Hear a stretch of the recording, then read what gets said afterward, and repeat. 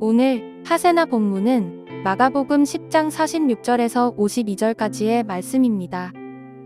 그들은 여리고에 갔다.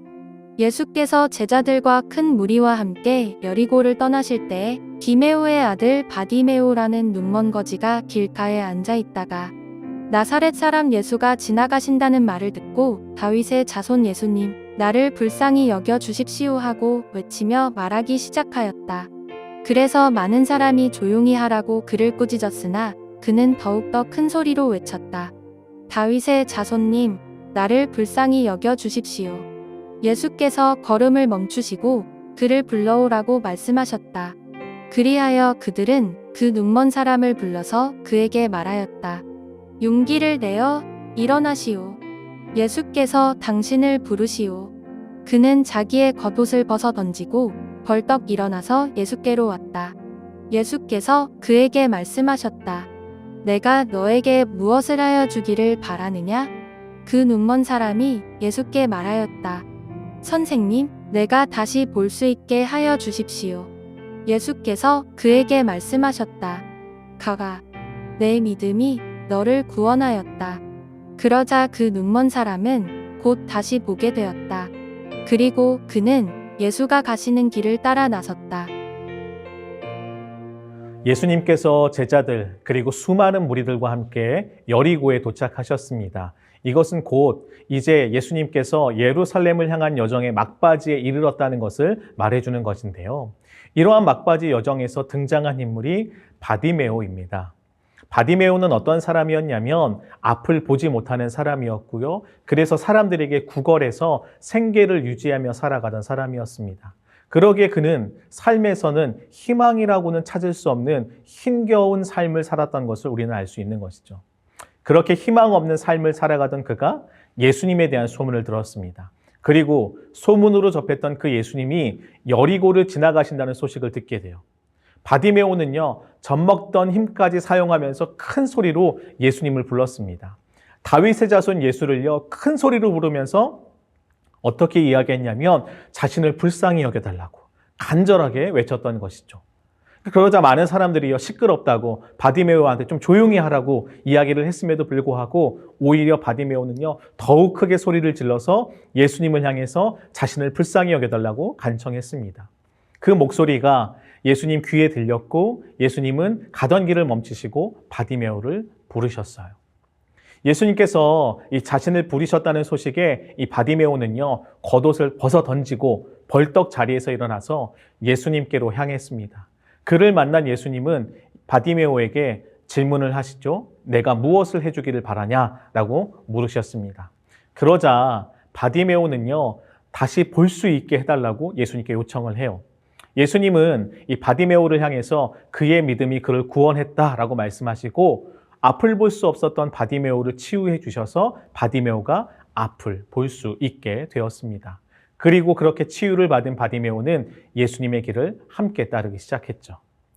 오늘 이 바디메오의 이야기는요, 바로 앞의 제자들의 이야기와 비슷한 구조를 보입니다. 왜냐하면 이 두 이야기에서 공통적으로 등장하는 질문이 있기 때문인데요. 그 질문이 무엇일까요? 바로 무엇을 해주길 원하냐, 즉 예수님께서 그들의 소원을 물으신 것입니다. 야고보와 요한은 이 질문에 예수님께 영광의 자리를 요구했죠. 예수님이 받으실 영광이 이 세상에서 말하는 성공의 자리인 줄 착각하고 야고보와 요한은 그 성공을 함께 맛보기를 원했던 것입니다. 반면 이 바디메오는요, 다시 보기를 요구했습니다. 아마도 그는요, 전에 볼 수 있던 사람이었던 것으로 보여요. 그런데 무슨 이유인지 모르겠지만 그는 시력을 잃게 된 것처럼 보입니다. 그래서인지 그는요, 더욱 갈망하면서 다시 볼 수 있게 되기를 원했던 것입니다. 여러분, 이것을 조금 풀어서 설명을 해본다면 이렇게 이해하게 할 수 있을 것 같아요.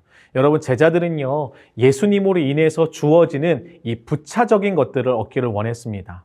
예수님이 영광 받으시는 것이 이 세상에서 말하는 성공이라 오해를 했고, 그래서 그 영광과 성공에서 주어지는 자리를 그들이 탐내고 있었던 것이죠. 그래서 그거를 예수님께 요구했던 것입니다. 그러나 바디메오는요, 좀 그들과 달랐습니다. 바디메오는요, 오직 예수님이 필요했습니다. 그래서 그는 예수님께서 그를 부르셨을 때 어떻게 행동했습니까? 자기가 가진 재산의 전부였던 겉옷을 벗어 던질 수 있었던 것입니다. 야고보와 요한은 자신들의 힘으로 영광을 얻을 수 있다고 생각을 했죠. 그래서 예수님을 통해서 자신의 욕망을 이루고자 했던 것입니다. 그러나 여러분, 욕망으로 얼룩진 소원은요, 아무것도 얻을 수 없어요. 반면 겉옷을 벗어 던져버린 바디메오는 어떻게 되었습니까? 그가 간절히 소원했던 것처럼 그는요, 치유를 받아 다시 볼 수 있게 되었습니다. 그리고 더 나아가 그는요, 주님으로부터 받는 구원의 은혜까지 누리게 되었어요. 이러한 바디메오의 모습을 보면서 과연 제자들은요, 어떤 생각이 들었을까요? 예수님과 바디메오의 스토리를 보면서 그들의 마음에는 어떤 마음이 들었을까요? 그리고 오늘 이 말씀 앞에서는 우리들은 무엇을 생각하고 어떤 마음을 지녀야 할까요? 여러분, 분명 우리 하나님은요, 우리에게 복 주시기를 원하시는 분이십니다. 우리는 그래서 하나님으로부터 주어지는 복을 사모하는 마음이 있어야 해요. 여러분, 그러나 그 복이 우리의 얼룩진 욕망을 이루기 위한 것이 아니라는 것을 분명하게 기억해야 됩니다. 그래서 우리는 하나님을 이용하는 사람들이 아니라 먼저 어떤 자들이 되어야 합니까? 하나님의 얼굴을 구하는 자들이 되어야 돼요.